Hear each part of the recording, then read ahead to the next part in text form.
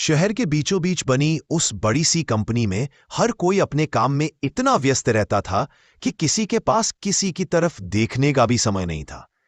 लेकिन वही चौथी मंजिल के कॉन्फ्रेंस रूम के बाहर बैठी अनामिका, जो बॉस की पीए थी, अपने शांत स्वभाव और प्यारी मुस्कान से पूरे ऑफिस का माहौल बदल देती थी।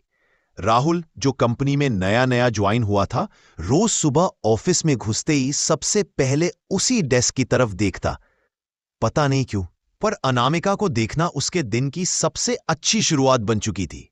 एक दिन राहुल अपना फाइल लेकर जल्दी जल्दी में बॉस के ऑफिस की तरफ भाग रहा था। गलियारे में अचानक उसकी टक्कर अनामिका से हो गई। फाइलें नीचे गिर गईं। दोनों एक साथ झुककर कागज उठाने लगे और अनजाने में उनके हाथ छू गए। अनामिका ने हंसकर कहा, इतनी जल्दी किस बात की है? बॉस कहीं भागे नहीं जा रहे? राहुल हल्की सी शर्म से मुस्कुरा दिया। धीरे धीरे काम के बहाने बातें बढ़ती गईं। कभी मीटिंग सेट करना, कभी कॉफी ब्रेक, कभी ईमेल का झंझट। और हर दिन राहुल को समझ आ रहा था कि उसे सिर्फ ऑफिस नहीं, अनामिका की मौजूदगी पसंद आने लगी है। एक शाम बारिश होने लगी। ऑफिस में सब घर चले गए थे। राहुल प्रोजेक्ट पूरा कर रहा था और अनामिका भी कुछ फाइलें सेट कर रही थी। खिड़की पर गिरती बूंदों की आवाज में हल्की सी शांति थी। राहुल ने हिम्मत करके कहा, अनामिका, क्या मैं कुछ कह सकता हूं? वह मुड़ी और मुस्कुराकर बोली, कहो।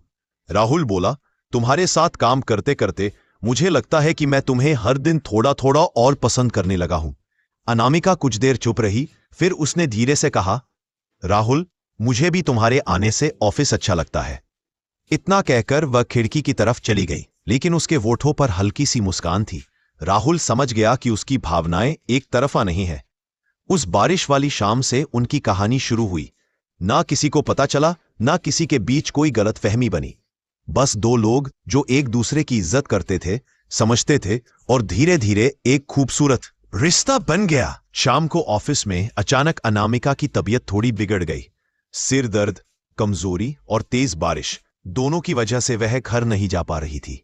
राहुल ने चिंता से पूछा, तुम ठीक हो? घर पहुंच पाओगी?